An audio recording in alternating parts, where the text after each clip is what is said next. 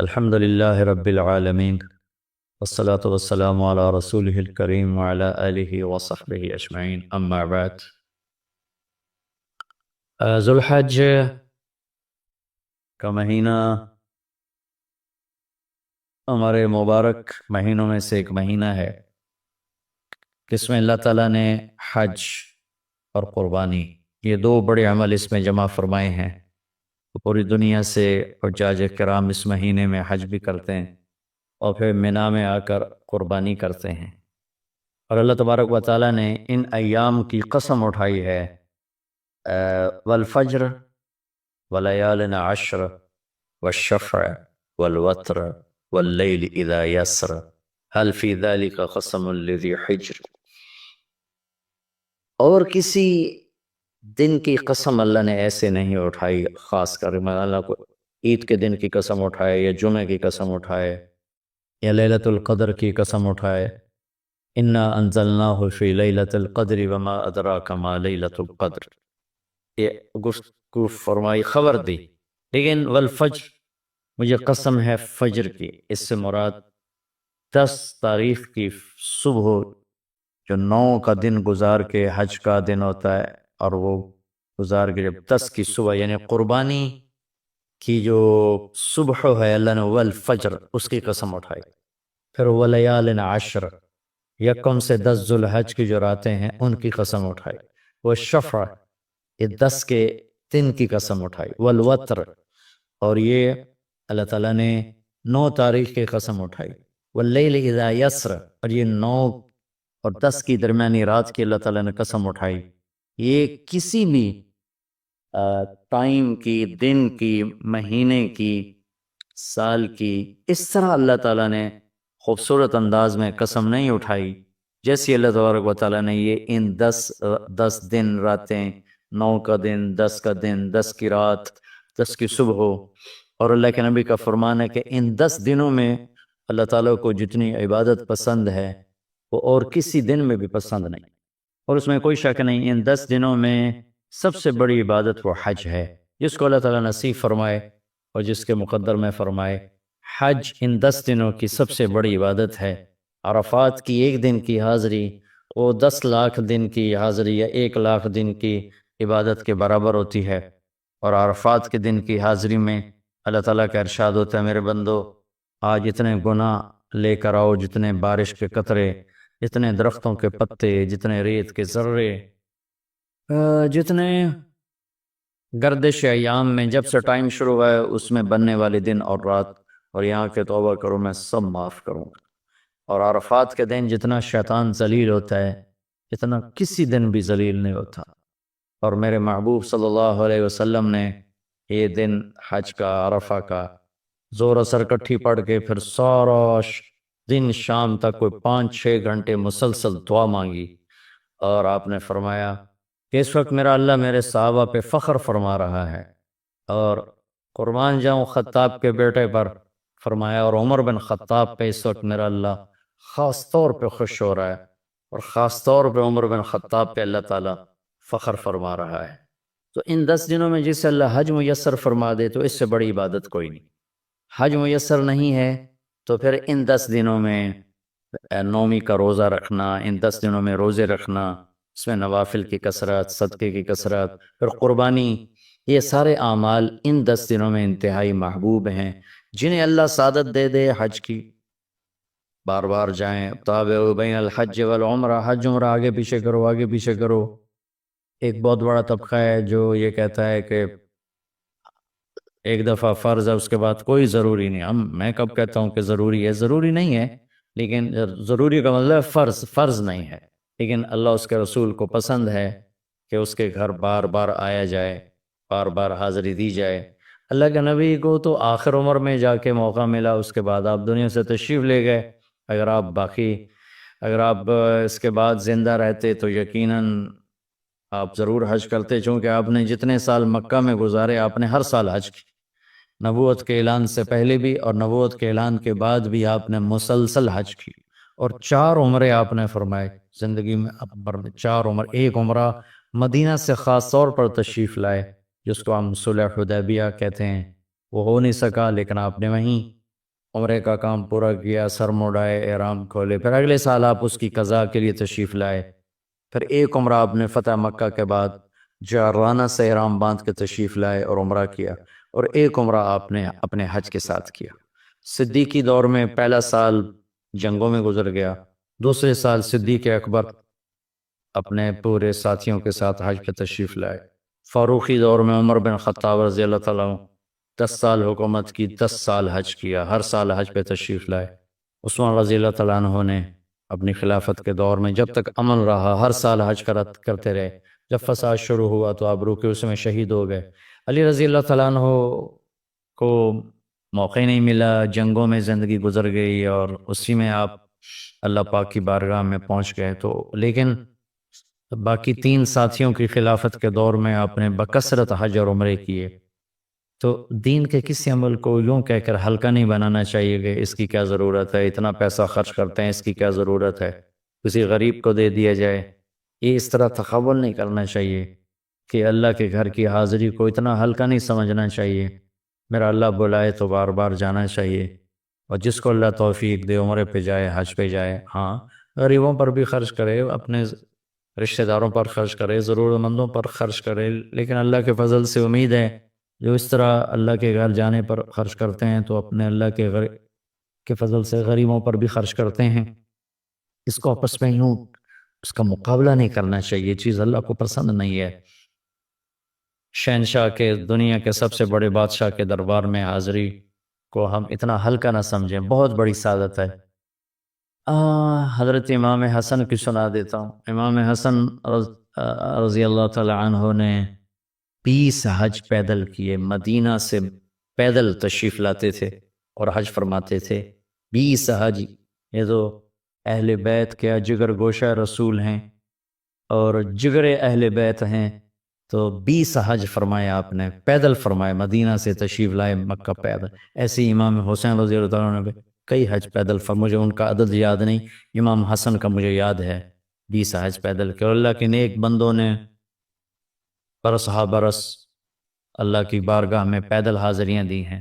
تو ان 10 دنوں میں عبادت کا ذوق بڑھنا چاہیے، نوافل بڑھائے جائیں، ذکر بڑھائے جائے، تلاوت بڑھائی جائے، ہمت ہو تو روزے رکھے جائیں، خاص طور پہ 9 تاریخ کا روزہ پچھلے سال کے سارے گناہ معاف ہو جاتے ہیں، ایک دن کا جو روزہ ہے۔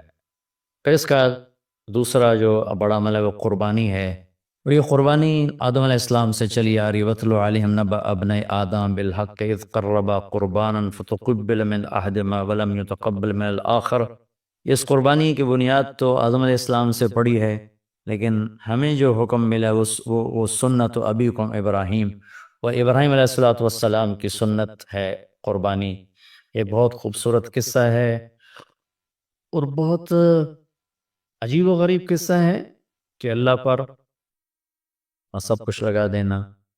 ایک شخص کو اولاد کے لیے دعا مانگتے مانگتے مانگتے کچھ 60 برس گزر گئے، 65 برس گزر گئے۔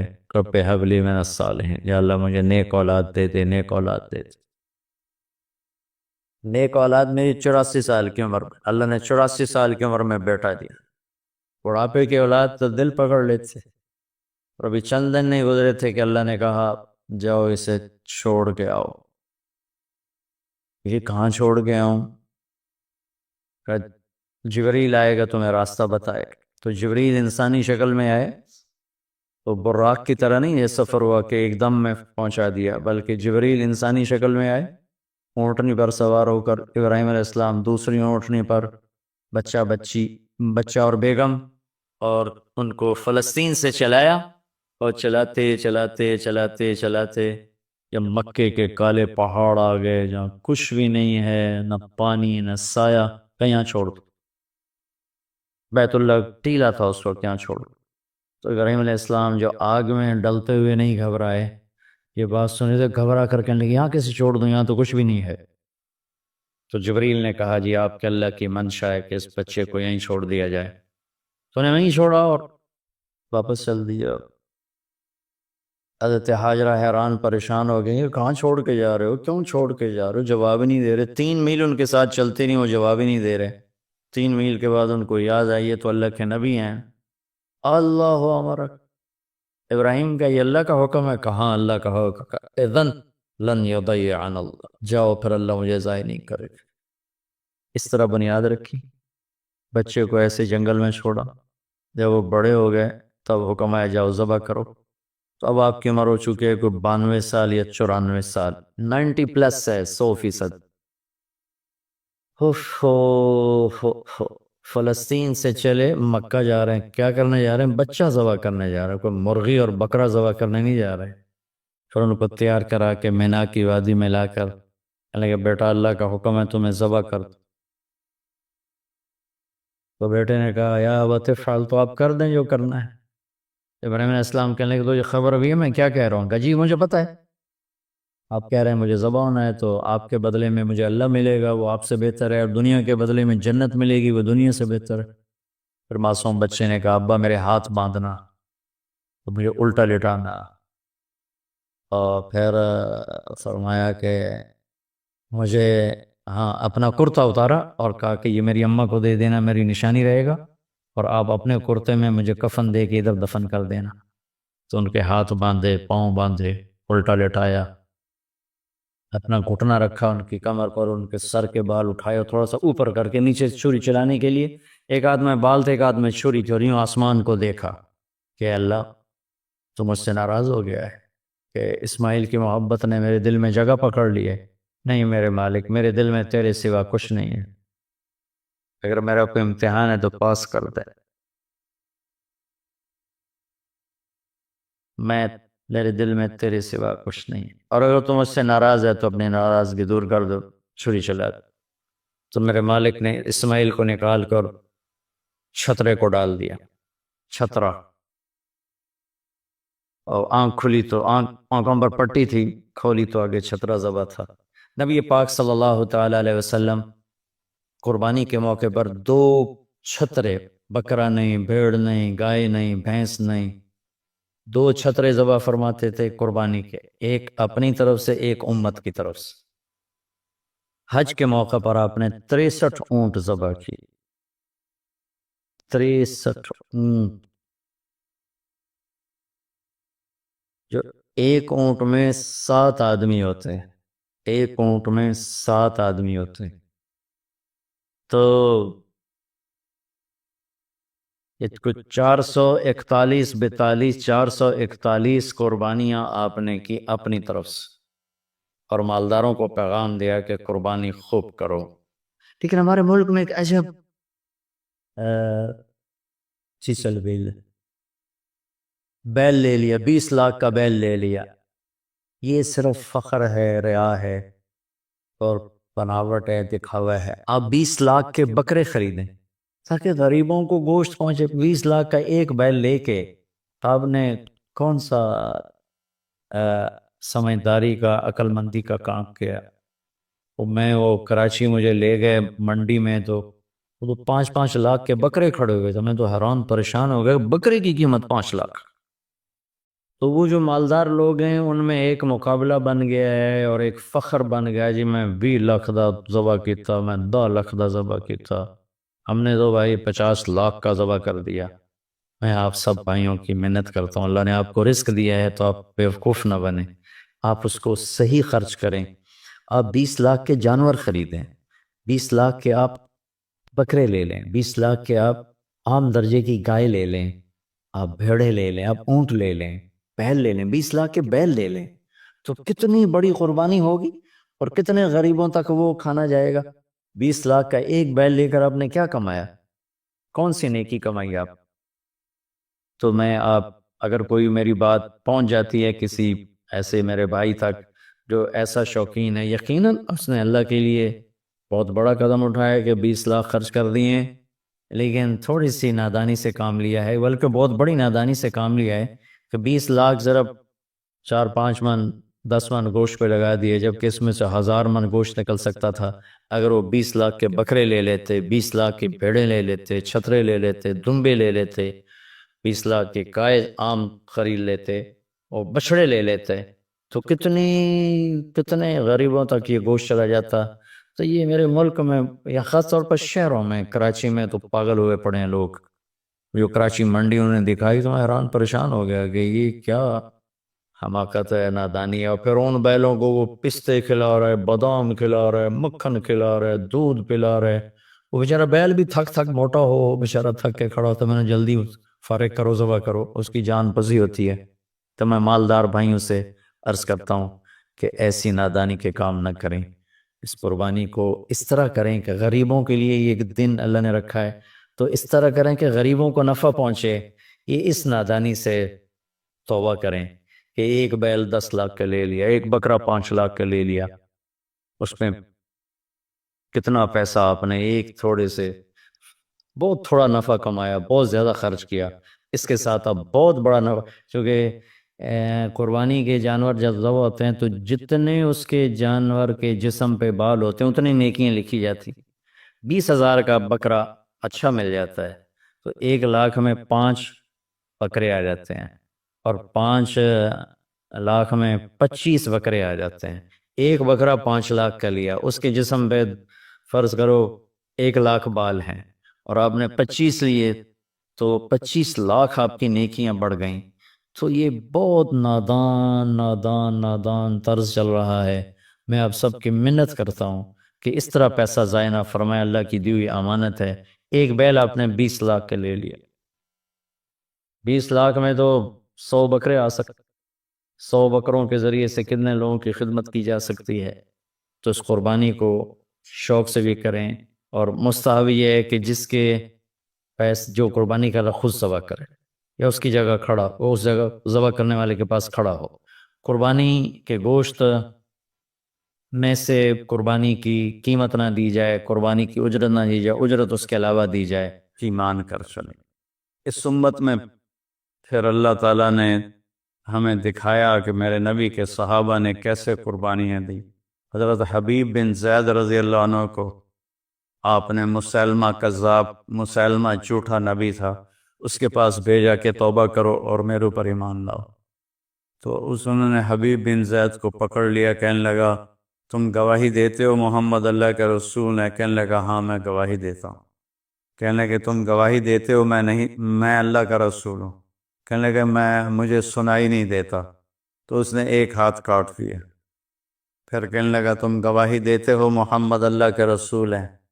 کہنے لگے ہاں میں گواہی دیتا ہوں، محمد اللہ کا رسول ہیں صلی اللہ علیہ وسلم۔ کہا تم گواہی دیتے ہو کہ میں اللہ کا رسول ہوں؟ کہا مجھے سنائی نہیں دیتا۔ اس نے دوسرا ہاتھ کاٹ دیا۔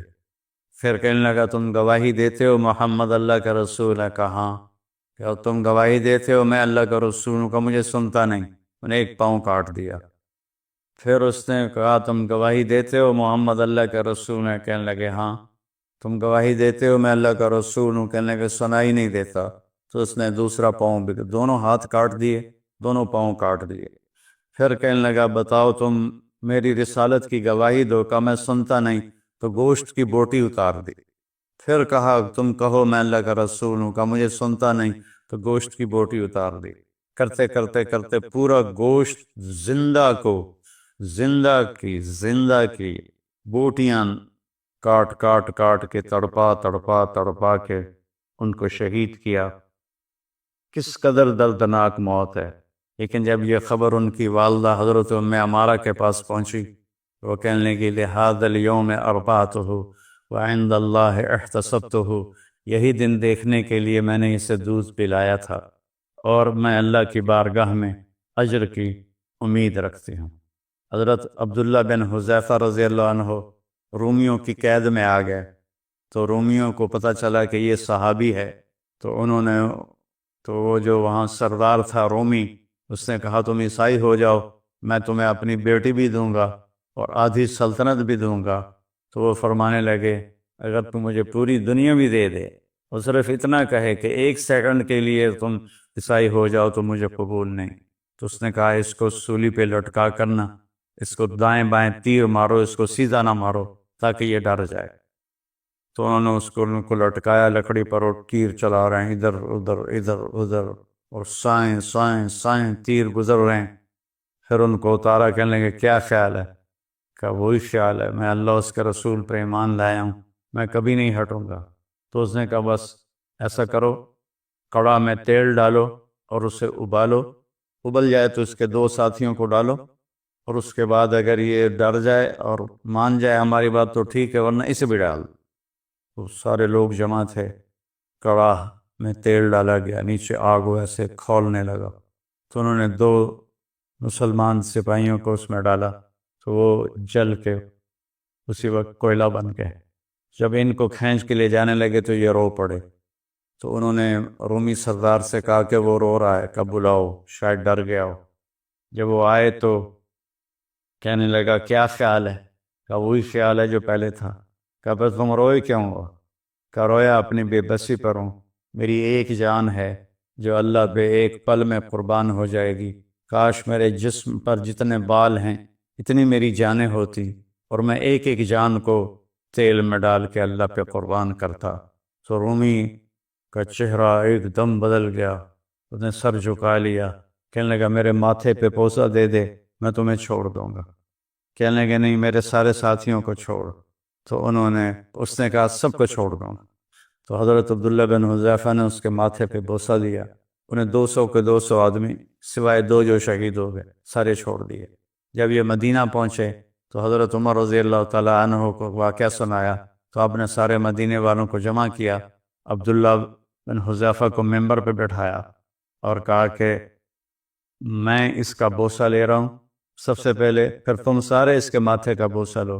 تو حضرت عمر نے ان کے ماتھے کا بوسہ لیا، اور باقی سب صحابہ نے پھر ان کا بوسہ لیا۔ اور یہ مزاج کیسے تھے کہ اتنے مزاحیہ تھے، اتنے مزاحیہ مزاج کے تھے کہ ان کو حمار کہتے تھے۔ اور ایک دفعہ کسی نے شکایت کی، یا رسول اللہ یہ عبداللہ بہت فضول باتیں کرتا ہے، سبحان اللہ، اور ایسی ہی بیکار باتیں کرتا رہتا ہے۔ تو آپ نے فرمایا دعوہ فإنہ یحب اللہ ورسولہ، اسے کچھ نہ کہو، یہ اللہ اس کے رسول سے پیار کرتا ہے۔ تو یہ اصل مقصد قربانی کا، ہم جانور قربانی کا کرتے ہیں کہ ہم اپنے حرام جذبات پہ چھری چلاتے، یا اللہ تیری مانیں گے، تیرے نبی کی مانیں گے، اور اس کے خلاف جو چیز آئے گی یا اللہ ہم اس سے بچ کے چلیں گے۔